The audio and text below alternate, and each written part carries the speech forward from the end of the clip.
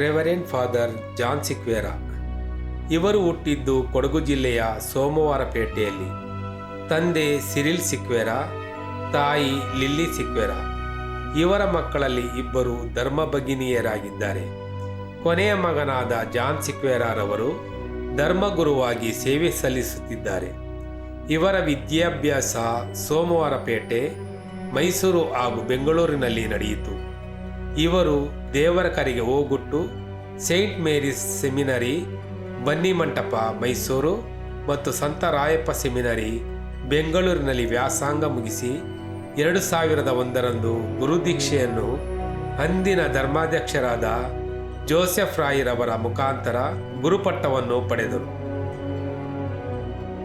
ಮೊದಲಿಗೆ ಮಂಡ್ಯದ ಸಂತ ಜೋಸೆಫರ ದೇವಾಲಯದಲ್ಲಿ ಸಹಾಯಕ ಗುರುಗಳಾಗಿ ನೇಮಕರಾದರು.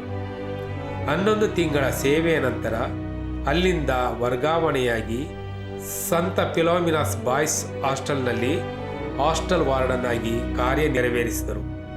ಅದರ ನಂತರ ತೋಮಾರ್ಪಾಳ್ಯದಲ್ಲಿ 6 ವರ್ಷ ಗುರುಗಳಾಗಿ ಕಾರ್ಯನಿರ್ವಹಿಸಿದ್ದಲ್ಲದೆ ಅಲ್ಲಿ ಸುಂದರವಾದ ಪವಿತ್ರ ದೇವಾಲಯವನ್ನು ನಿರ್ಮಿಸಿ ಜನಪರ ಕೆಲಸಗಳನ್ನು ಮಾಡುತ್ತಾ ಜನರ ಮೆಚ್ಚುಗೆಯನ್ನು ಪಡೆದರು. ನಂತರ ಅಲ್ಲಿಂದ ವರ್ಗಾವಣೆಯಾಗಿ ಮೈಸೂರು ಧರ್ಮಕ್ಷೇತ್ರದ ಧರ್ಮಾಧ್ಯಕ್ಷರ ನಿವಾಸದಲ್ಲಿ ಖಜಾಂಚಿಯಾಗಿ ನೇಮಕರಾದರು. ಇವರ ವಿಶೇಷತೆ ಏನೆಂದರೆ ಮೈಸೂರು ಧರ್ಮಕ್ಷೇತ್ರಕ್ಕೆ ಸಂಬಂಧಿಸಿದ ಹಲವಾರು ಜಮೀನುಗಳ ಕಡತಗಳನ್ನು ತೆಗೆದು ತಾವೇ ಸ್ವತಃ ಮುಂದೆ ನಿಂತು ಅವುಗಳ ಹೊಸ ಖಾತೆ ಮಾಡಿಸಿ ಮೈಸೂರು ಧರ್ಮಕ್ಷೇತ್ರಕ್ಕೆ ಅಭಿವೃದ್ಧಿಯ ಲಾಭ ಉಂಟು ಮಾಡಿದ್ದು ಇವರ ಸಾಧನೆ.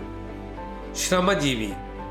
ತಾವು ಒಬ್ಬ ಗುರು ಎಂಬುದನ್ನು ಮರೆತು ಸಾಮಾನ್ಯ ಜನರಂತೆ ಕಾರ್ಯನಿರ್ವಹಿಸುವ ಹಠಯೋಗಿ, ಹಿಡಿದ ಕೆಲಸವನ್ನು ಮಾಡಿ ಮುಗಿಸುವ ಛಲವಾದಿ, ಜನರ ಪ್ರೀತಿಗೆ ಪಾತ್ರರಾಗಿರುವ ಫಾದರ್ ಜಾನ್ ಸಿಕ್ವೇರರವರು ಎಲ್ಲರನ್ನೂ ಸಮಾನವಾಗಿ ಕಾಣುವ ಮನೋಭಾವ ಹೊಂದಿರುವುದಲ್ಲದೆ ಕರುಣಾಮಯಿ ಹಾಗೂ ಪರೋಪಕಾರಿ ಜೀವಿಯಾಗಿದ್ದಾರೆ. ಇವರ ಕಾರ್ಯವೈಖರಿಯನ್ನು ಕಾಣಬೇಕಾದರೆ ಬೆಳವಾಡಿಯ ಪವಿತ್ರ ಶಿಲುಬೆಯ ದೇವಾಲಯದ ಅಭಿವೃದ್ಧಿಯೇ ಸಾಕ್ಷಿ ಎನ್ನಬಹುದು.